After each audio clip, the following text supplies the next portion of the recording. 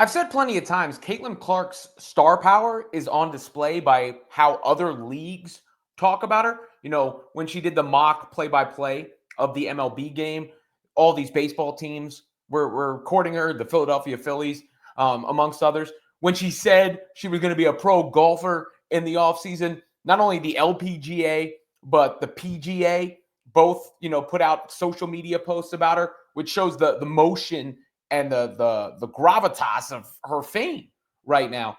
And one of the top golfers in the world, Lilia Vu, who I think is ranked number 2 right now, basically said, she thought it was the coolest thing that Clark is going to be playing on the same course as she is. And, you take all these different things into account. Like I saw the NBA ratings were falling. And one of the theories was there hasn't been a star to replace Kevin Durant, Steph Curry, and LeBron James.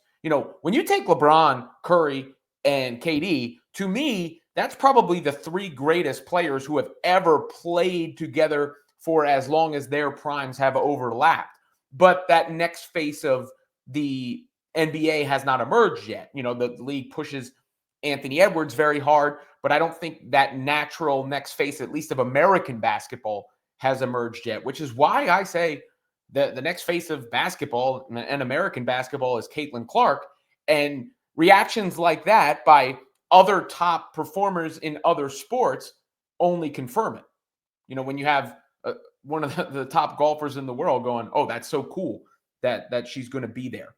And you see these comments from Vu per Golf Digest. When the news was announced, I immediately turned to my mom and I'm like, oh my gosh, Caitlin Clark is coming to the Pelican.